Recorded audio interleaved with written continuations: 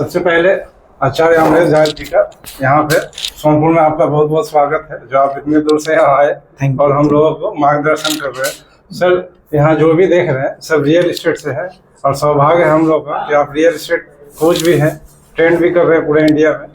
तो हमारे दोस्तों के लिए, हमारे एसोसिएट्स के लिए, पार्टनर्स के लिए कुछ ऐसा टिप्स बताए जो जल्दी ये लोग ग्रो कर पाए।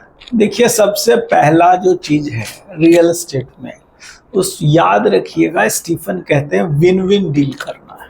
बहुत सारे लोग सोचते हैं, क्या जो लोग रियल एस्टेट में राजेश जी काम करते हैं वो सोचते हैं अच्छा मेरा फायदा हो जाए, हम बेच दें, किसी तरह टोपी पहना दें, कस्टमर का गला कटे तो कटे, सौदा गलत हो तो। नियत आप यदि ठीक रखेंगे, क्योंकि देखिए रियल एस्टेट में क्या है ना, लोग अपने जीवन भर का कई बार पूंजी लगा देते हैं, लाखों रुपए लगा देते हैं। तो जब कोई जीवन भर का पूंजी लगाता है तो आपको ये एश्योर करना है कि हम यदि जमीन बेच रहे हैं तो सही जमीन बेचें, मकान बेच रहे हैं तो सही मकान बेचें, सही पोजीशन मिले। और जब ये हम करेंगे तो क्या होगा, आपका कस्टमर खुश होगा। खुश होगा तो वही आपका 10 कस्टमर तक बात फैलाएगा। हम सोचते अच्छा एक व्यक्ति को ठग लेंगे तो क्या होगा, नहीं, वही 100 को बताएगा, आपको पता भी नहीं चलेगा। ठीक है। और बुराई चीज जल्दी फैलती है। आप अच्छा काम करेंगे, आपका अखबार में नहीं छापेगा। एक दिन कोई गलत करता है, कोई कंपनी बेईमानी कर लेता है, देखिए अखबार वाला फ्रंट में छापता है। जब चला रहा था तब कभी नहीं छापा। तो विन विन का मतलब है जो पहले जो कस्टमर पैसा दे रहा है उसको पैसे के बराबर का वैल्यू जो प्रॉमिस किए वो दीजिए।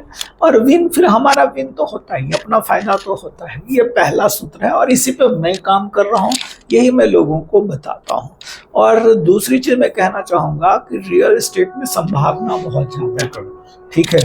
पहले लोग सोचते थे अच्छा रियल एस्टेट में काम करने के लिए करोड़ों रुपए चाहिए, या जो बड़े शहरों में जो बड़े बिल्डर हैं वही कर सकते हैं। ऐसा नहीं है। आपके पास कम संसाधन भी है, कम पैसे भी हैं, ईमानदारी से करिएगा, नियत से करिएगा। लोगों के पास बहुत पैसा है, लोगों की सैलरी बहुत है, बिजनेस में करोड़ों रुपए आ रहा है और लोगों का पहला चॉइस होता है। आप ही के पास, जो दर्शक सुन रहे हैं, आपके पास 5 करोड़ आ जाए, 2 करोड़ आ जाए, 10 करोड़ आ जाए, कहाँ पैसा लगाएंगे?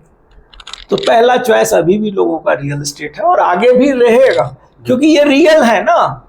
बाकी चाहे क्रिप्टो है कि स्टॉक है, बाकी सब चीज रियल नहीं है, हवा में बात होती है। तो इस वजह से रियल एस्टेट में संभावना है। हमारी शुभकामनाएं है आप लोगों को।